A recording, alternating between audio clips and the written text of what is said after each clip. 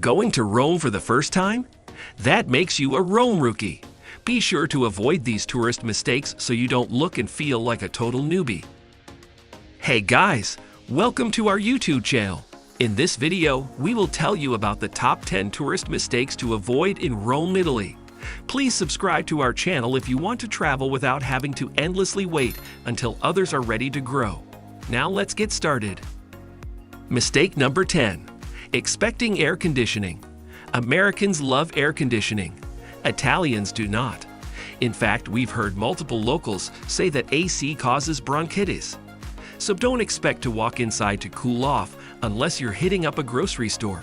Actually, the insides of restaurants are often warmer than the outside, which is partially why so many Italians eat outside. This can be true of lodging as well.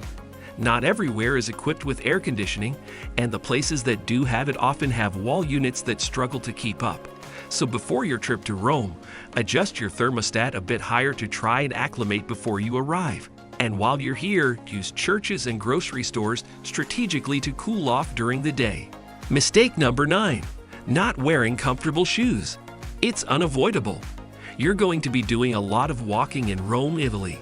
In fact, at the end of the day, if you check your pedometer, you're going to have no trouble reaching your 10,000 steps. But here's the thing. Skip the cute sandals, skip the high heels, skip the flip-flops because they just weren't made for the cobblestones and uneven streets of Rome. The sights aren't as close as you think, and the metros don't drop you off at all the main touristy sites, which means you'll be doing plenty of walking. Mistake number 8. Expecting public transport to run on time. Rome is beautiful and charming and full of food that will overwhelm your taste buds.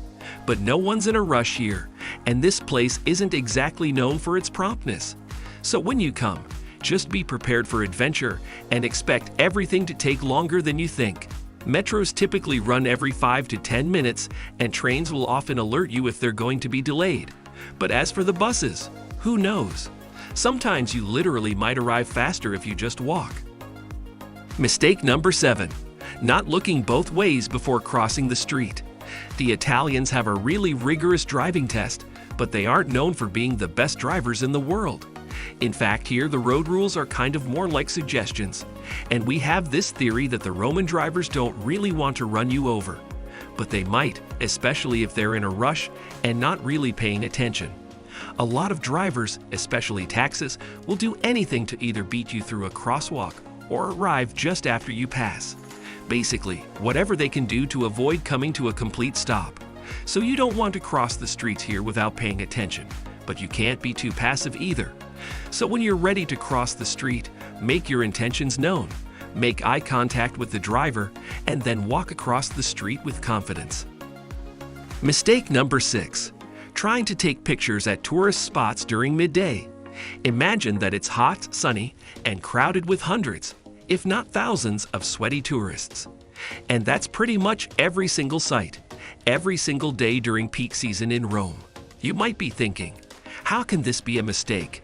How else am I going to see all these sites? Our best advice is to go early in the morning or late at night if you want a great photo or just the opportunity to sit and take in the setting. Italians typically aren't morning people, and neither are tourists. So the early mornings, especially before 8 a.m., have less people and it's cooler. Also, consider visiting places like the Colosseum after they've closed for the day. Not only are there less people lingering around, but Rome is so charming when it's lit up at night. Mistake number 5. Not pre-booking for the major sites. One of the best things about amusement parks is riding the roller coasters, but one of the worst things about amusement parks is waiting in long lines. And the same thing is true in Rome. Nothing is worse than waiting all afternoon in the heat of the sun in this long tourist line. So avoid this mistake by booking your entry times or your tickets in advance. This definitely applies to the Colosseum, the Roman Forum, and the Vatican. But it's worth checking online to see if you can pre-book for any of the sites that you want to visit. Not only does this save you time, but it also preserves your energy so you can see so many of the incredible sights that Rome has to offer. Mistake number 4. Trying to see all the main tourist sites in a short time. There are so many places to see in Rome, and you're going to need more than 1, 2, 3 days or even a week to see it all. So trust us when we say don't try to squeeze it all in or even think you have to take a tour of all the major sites.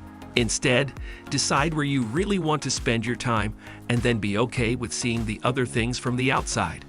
Or better yet, choose to save some things for another trip to Rome altogether. Mistake number 3. Not being aware of scams and pickpocketing. Approximately 9 million international tourists visit Rome every single year, which makes this place a magnet for robbers and petty thefts. So please do not be the oblivious tourist who gets robbed or scammed, especially when you're in the metros or crowded places. Keep an eye on your bags and your valuables. Some of the most common scams you'll see are people trying to give you stuff for free. Like they'll try to put a bracelet on your wrist and tell you it's free. But of course, once it's on your wrist, they're going to ask for money. There are lots of people who have roses and they'll shove them in your arms until you have to hold them. And while there are some really nice locals who genuinely want to help you, unfortunately you can't trust that everyone is kind or giving you free stuff.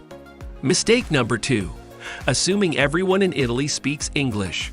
Although English is one of the most widely spoken languages in the world, the native language in Italy is, of course, Italian.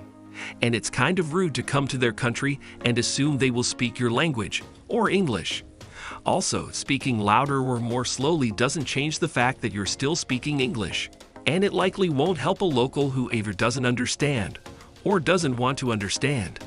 Recent estimates suggest that only about a third of Italians speak English on even a basic level, so don't assume that a local who won't respond to you in English is being rude. All of this should encourage you to learn some basic Italian words, both to help you communicate and to better connect with the locals. Mistake number 1. Not using the water fountains or using them incorrectly. First of all, you do not need to buy bottled water in Rome, Italy. There are more than 2,500 water fountains in the city of Rome flowing crisp, cool water from the Apennine Mountains or Lake Bracciano. Bring a water bottle to refill from these fountains on a full day of touring the city. But even if you don't have a water bottle, you can still refresh yourself. Don't bend over to sip from the fountain like a dog. Instead, plug the spout with your hand and the water will spring up from a hole on the top, resembling most modern-day water fountains.